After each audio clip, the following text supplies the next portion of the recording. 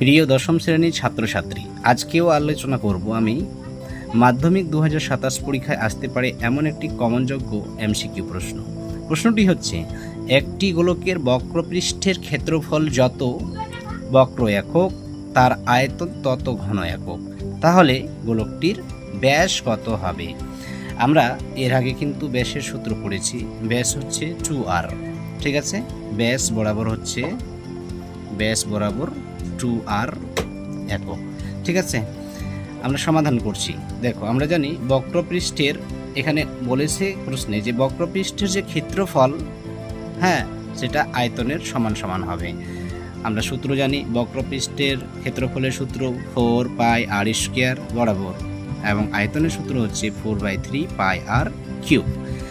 আমরা কাটাকুটি করে নেব উভয় সাইড থেকে। 4 এটা 4 এভাবে কাটলো, যেহেতু এর নিচে কিছু না মানে 1, মধ্যখানে সমান চিহ্ন থাকলে আমরা কি জানি যে উপরে উপরে কাটতেই পারে।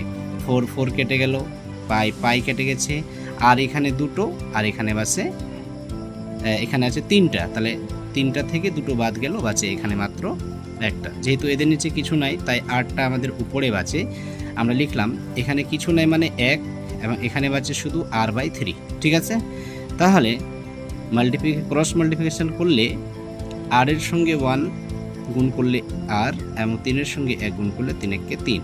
যেহেতু ব্যাস বলেছে, আমরা এর আগে ব্যাস দেখলাম যে ব্যাসের সূত্র হচ্ছে 2r একক, তাহলে ব্যাস বরাবর 2r সমান 2-এর সঙ্গে গুণ দিয়ে দিলাম r এর মানটা 3, তাহলে 2×3 = 6 একক। তো প্রিয় শিক্ষার্থী বন্ধুরা, এরকমই সাজেস্টিভ ভিডিও পেতে ফেসবুক থেকে দেখলে ফেসবুককে ফলো করে এবং ইউটিউবকে সাবস্ক্রাইব করে পাশে থাকা বেল আইকনের অল নোটিফিকেশন অন করে রাখবে। ধন্যবাদ।